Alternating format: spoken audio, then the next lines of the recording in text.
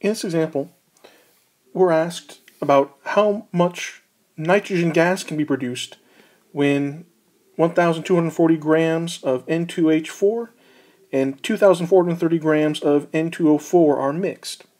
Now this, as it turns out, is a limiting reagent problem.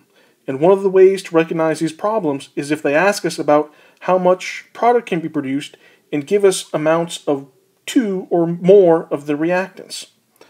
So what's going on here is, in most chemical reactions, I have more than enough of one reactant to completely react and less than enough of one of the other reactants to completely react, which means I'm going to completely use up one of the reactants and I'm going to have some excess of one reactant that's left over. And it's the reactant that runs out first that's a limiting reagent, because once it runs out, I can't produce any more products. So the way to solve these problems is I'm going to figure out how much N2 I could make if all of this reactant was used up, and how much N2 I could make if all of this reactant was used up. Whichever one can produce the least amount, that tells me that one's going to run out first, and that's going to be my limiting reagent. And it's the other reagent that's going to be in excess. So let's do problem A first, and then we'll do problem B and look at the percent yield.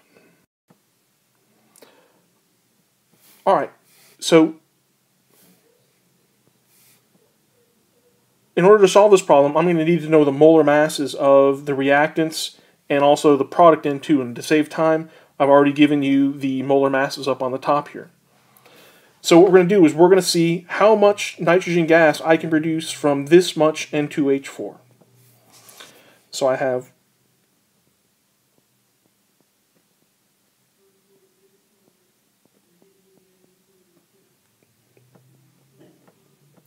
and now I'm going to convert this into moles. So I have 32.06 grams of N2H4 for every mole of N2H4.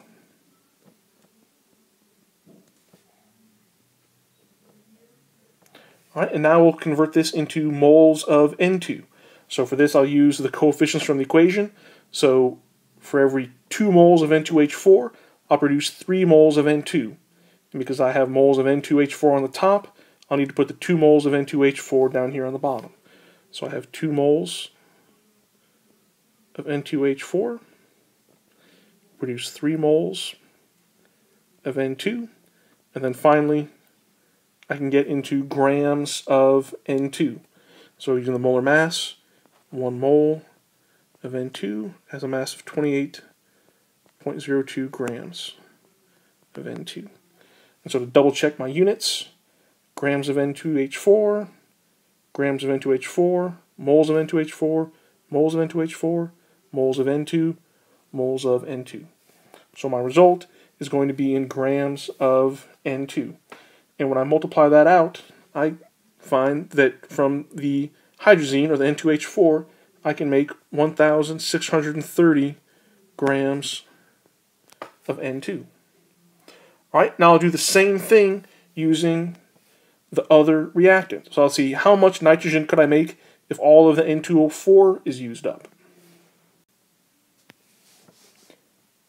So I have 2,430 grams of N2O4. I'll convert that into moles.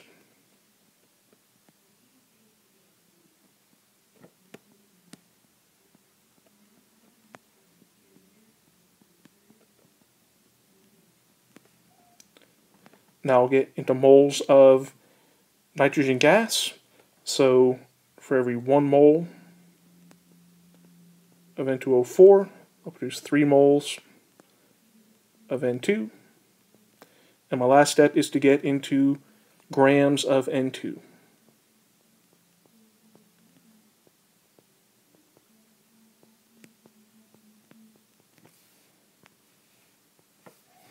Alright, so when I multiply all of this out, I get 2,230 grams of N2.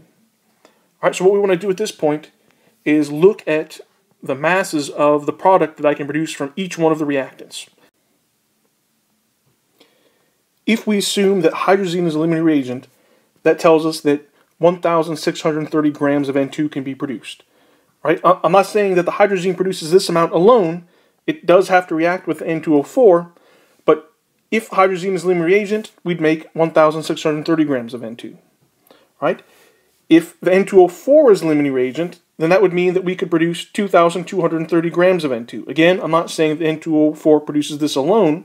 It does have to react with the hydrazine. I'm saying if there was excess hydrazine, this is how much N2 we could make. Right? And so whichever number we have at this point that is the smallest, that means that that reagent that gave us that number is the limiting reagent. Right? So this means that this is the smaller value. That means the hydrazine is going to run out first. And I don't have enough to make up the difference to create the extra however many hundred of grams for this value. So that means that hydrazine is the limiting reagent.